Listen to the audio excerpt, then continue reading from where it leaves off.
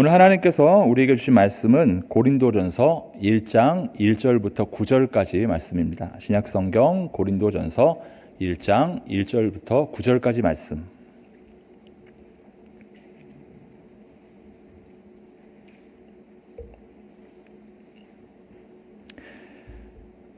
한 절씩 교독합니다. 하나님의 뜻을 따라 그리스도 예수의 사도로 부르심을 받은 바울과 형제 소스데네는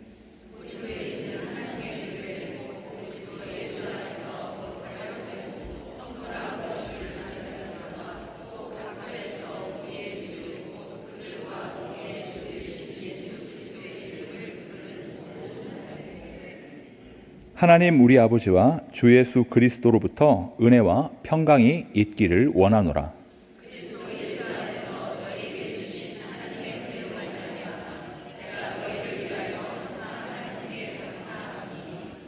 이는 너희가 그 안에서 모든 일, 곧 모든 언변과 모든 지식의 풍족함으로 너희가 모든 은사에 부족함이 없이 우리 주 예수 그리스도의 나타나심을 기다림이라.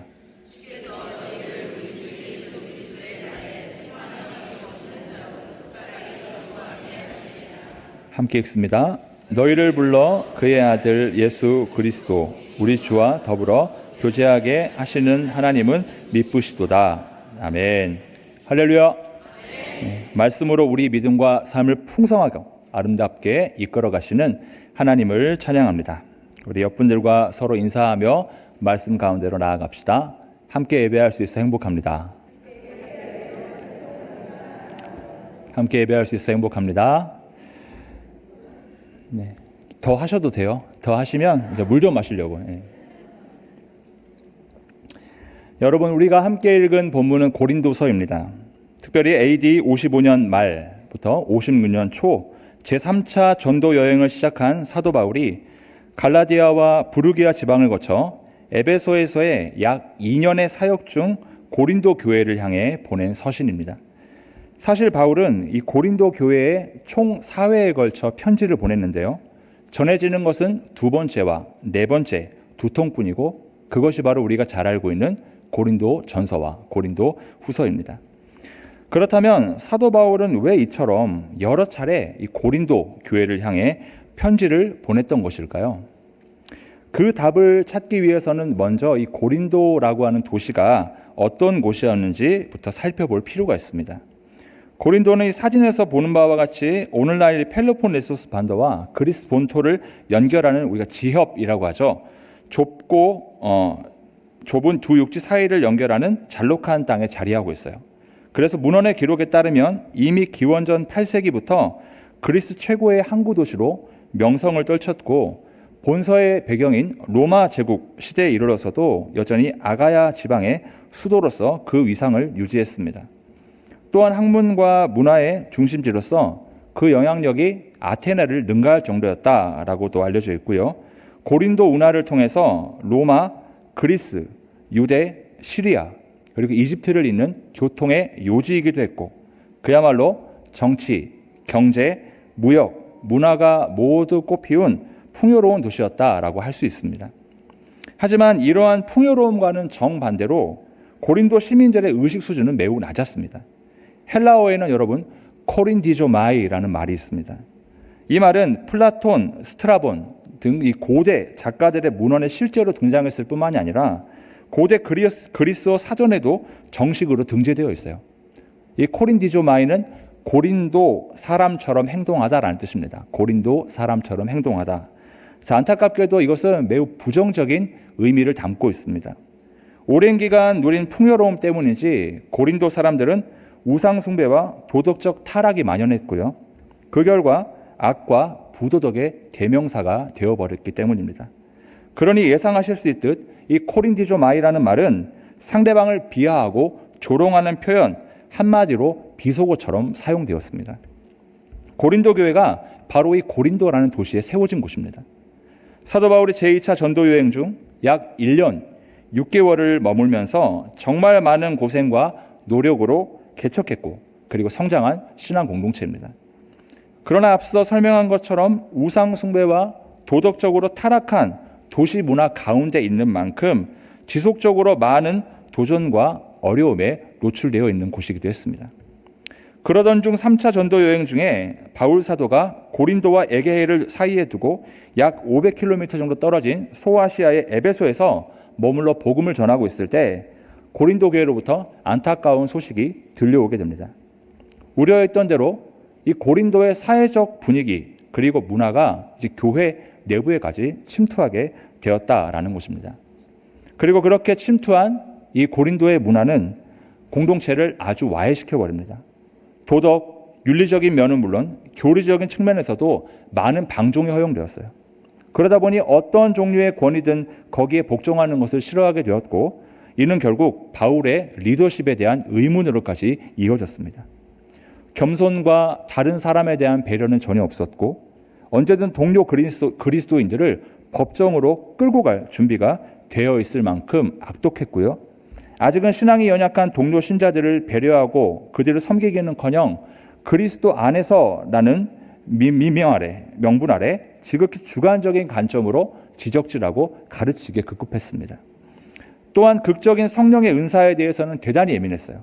하지만 정작 신앙 공동체에 절실히 필요했던 섬김과 사랑, 진리의 사랑을 둔, 진리의 기초를 둔 이러한 신앙의 아름다운 모습들은 매우 부족했습니다.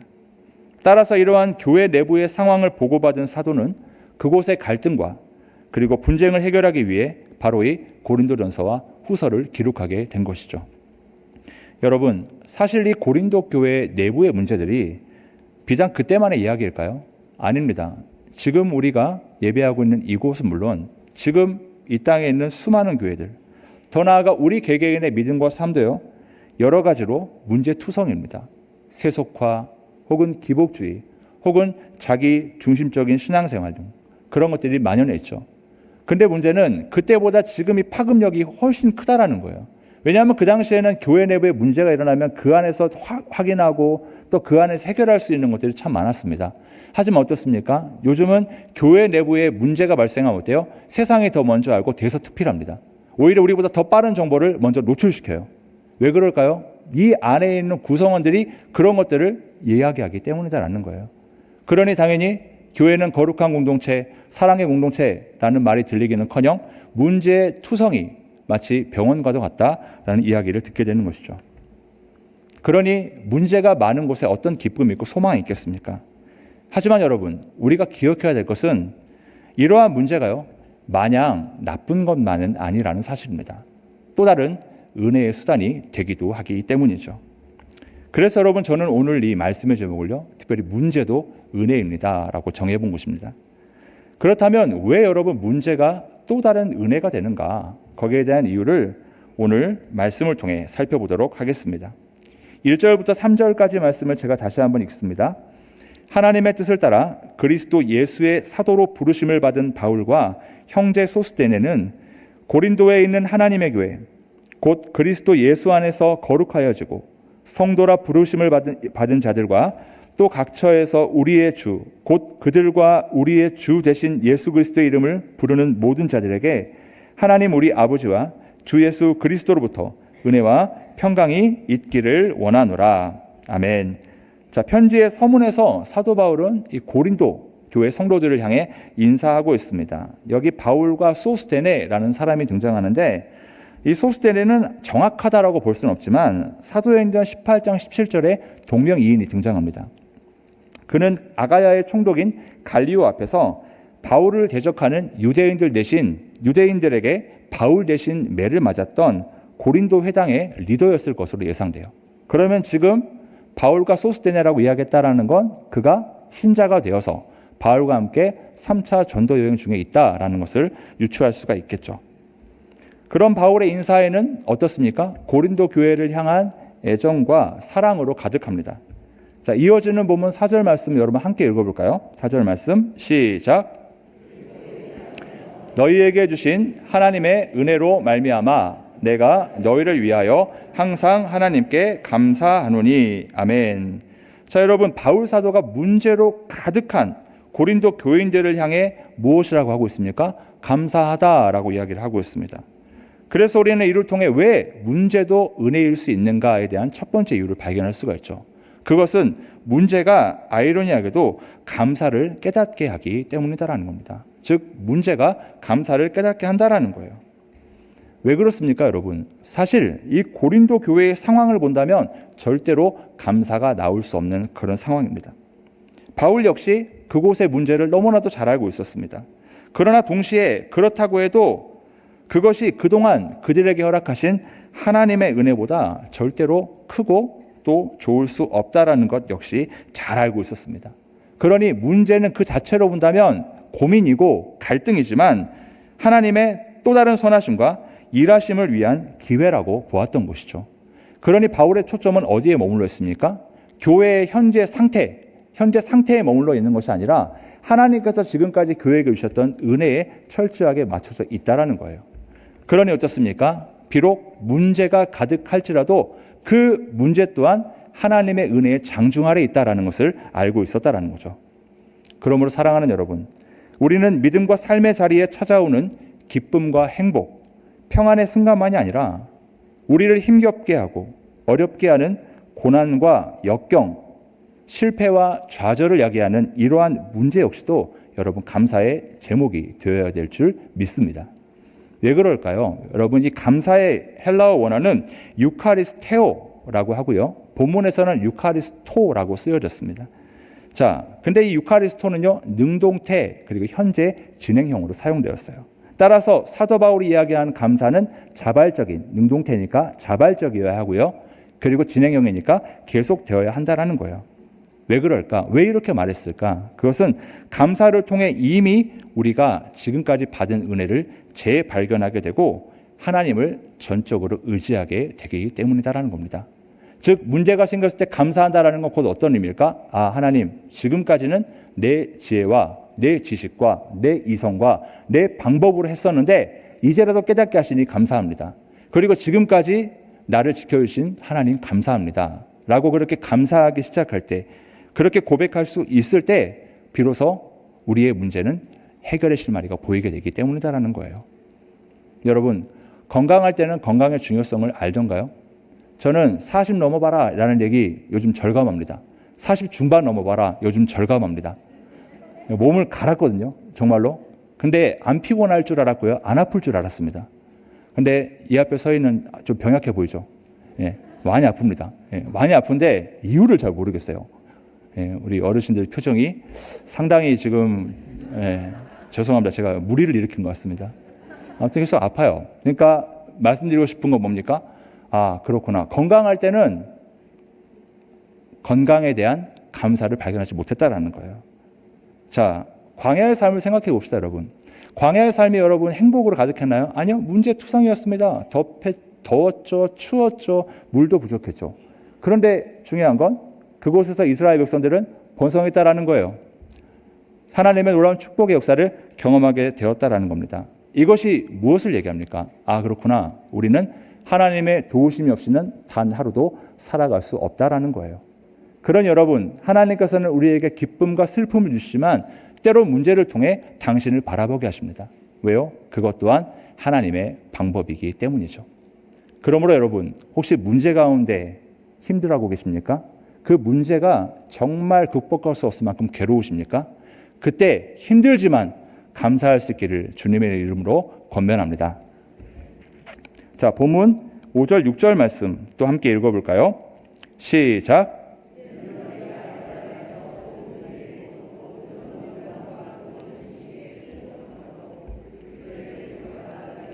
견고하게 되어. 아멘. 자, 여러분 이 구절은 앞서 사도 바울의 고린도 교회의 성도들을 향한 감사에 대한 또 구체적인 이유들을 이야기하고 있습니다. 그들이 모든 언변과 모든 지식에 풍족하다라는 거예요. 여기서 나오는 모든 언변과 모든 지식에 관한 주석의 내용은 서로 상이합니다. 조금씩 다른데 포괄적으로 본다면 주석가들은 모든 언변은 복음을 전하고 가르치는 언어적인 능력을 말한다. 그리고 모든 지식은 영적인 통찰력과 하나님을 아는 지식을 말한다. 그러니 이것을 쉽게 말한다면 뭐예요? 그들은 지성과 영성이 충만하여서 성장하고 성숙했다라는 겁니다. 그래서 성장했다라는 거죠. 하지만 그들은 이처럼 모든 언변과 모든 지식의 풍족, 다시 말해 성장하고 성숙했지만 아이러니하게도 계속해서 분열되었어요. 그렇다면 사도 바울이 정말 얘기하고 싶었던 게 뭘까요? 너희는 이미 풍족하다라는 걸까요? 아니요. 사도 바울이 이야기하고 싶었던 것은 풍족하다라고 하는 이 말씀의 결과가 아니라 바로 그 안에서, 그 앞에 나오는 그 안에서라고 하는 전치사구입니다. 이 작은 전치사구에 바로 앞서 사도 바울이 말하고자 하는 핵심이 담겨 있다는 거예요. 여러분, 그 안에서가 무슨 뜻입니까? 바로 그리스도 안에서, 예수 안에서라는 뜻이죠. 그러니 바울이 여기에서 말하고자 하는 핵심은 바로 고린도 교회의 문제가 아무리 심각해도 그들이 여전히 그리스도 안에 있다라는 것입니다. 그러니 하나님의 일하심 역시도 계속된다라는 거죠.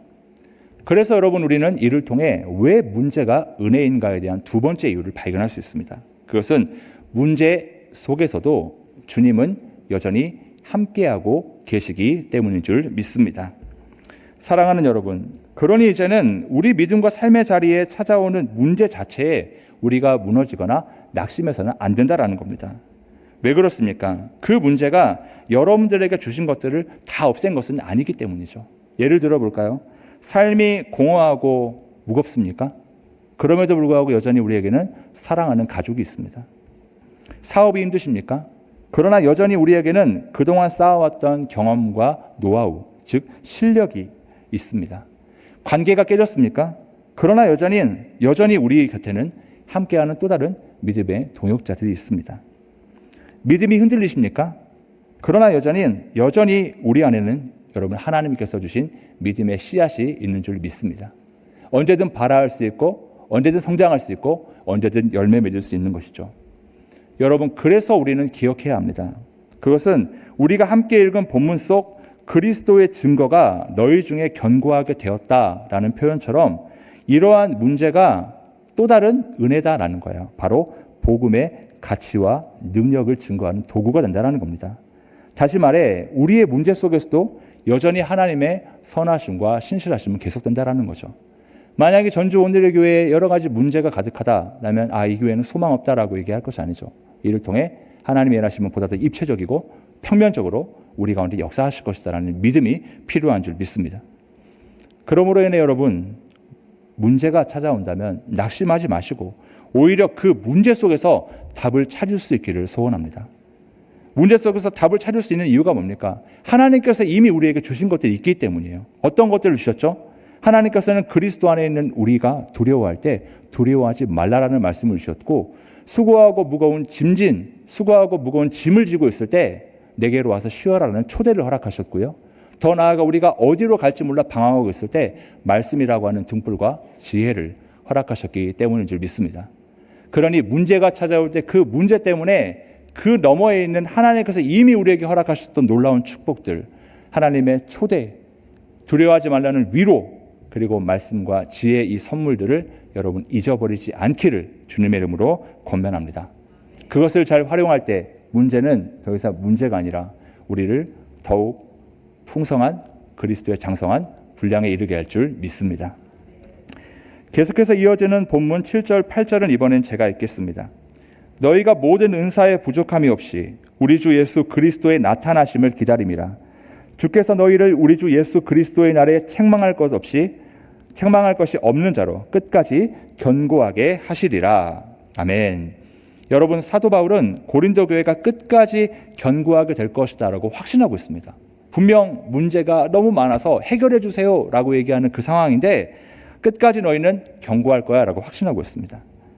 그것은 너희가 견고할 수밖에 없는 것은 하나님께서 너희를 붙들고 계시기 때문이다라는 거예요.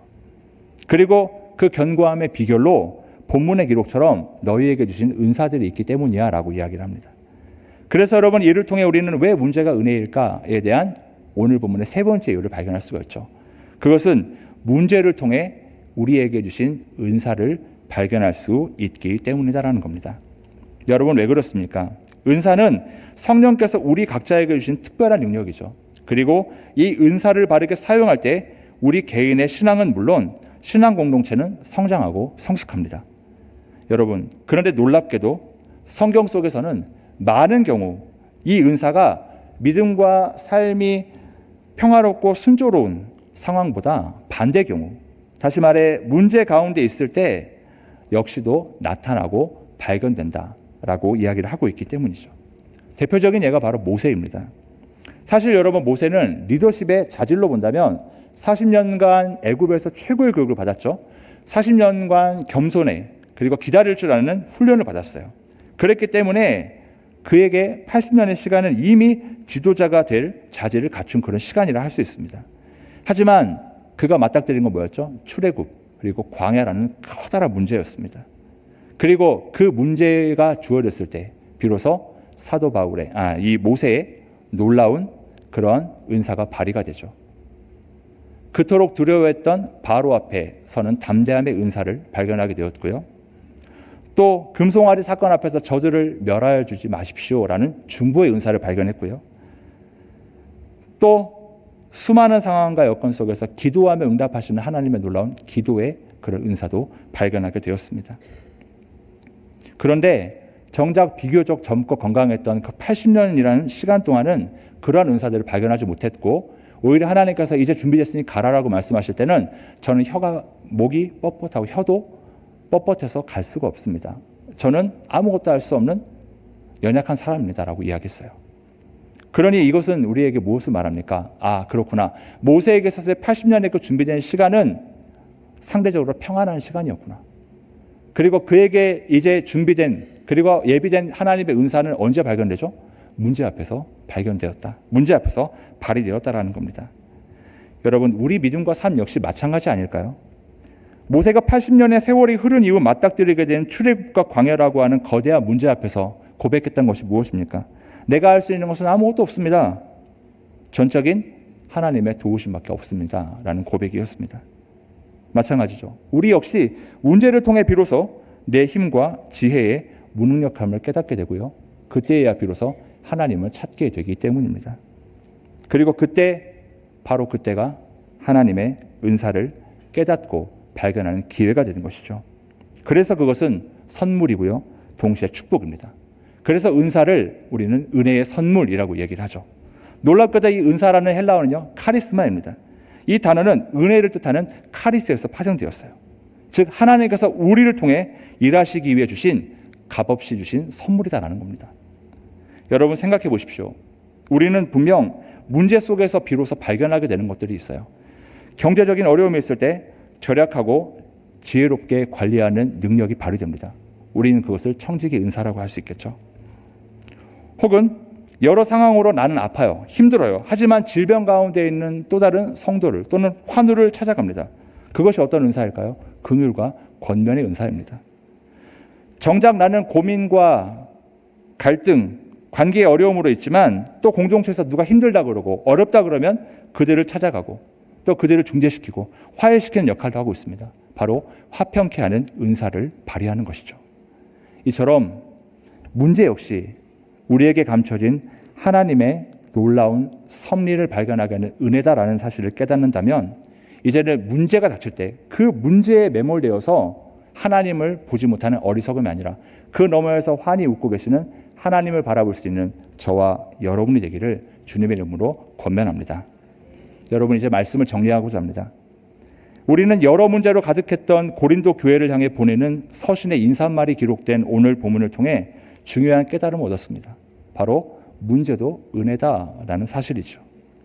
그것은 문제를 통해 우리에게 그동안 얼마나 많은 감사의 제목이 있는지를 깨닫게 되고, 문제 속에서도 하나님의 공급하심은 여전히 유효하고, 그리고 은혜의 선물인 은사까지도 발견할 수 있기 때문입니다. 그뿐만이 아니죠. 마지막으로 오늘 본문의 마지막 구절인 9절을 함께 읽어볼까요?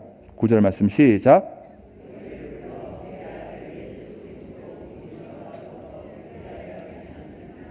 미쁘시도다. 아멘. 자, 문제 속에서도 함께 할 수 있는 서로가 있다라는 거예요. 여러분, 우리 서로는 다 문제를 가지고 있습니다. 하지만 상쇄돼요. 왜요? 내가 이 문제를 놓고 함께 기도했을 때 그 문제는 내게 주신 또 다른 위로가 되는 거죠.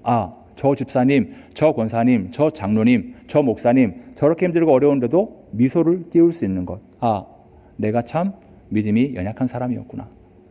그리고 그렇게 힘들고 어려운 사람에게 찾아가 위로하는 그 삶을, 그 시간을 지났을 때 주어지는 축복은 결국 누가 받던가요? 내가 받습니다. 그래서 우리 예수님을 모르는 사람들 그런 말 하지 않습니까? 슬픔을 나누면 반이 되고 기쁨을 나누면 배가 된다라는 거예요.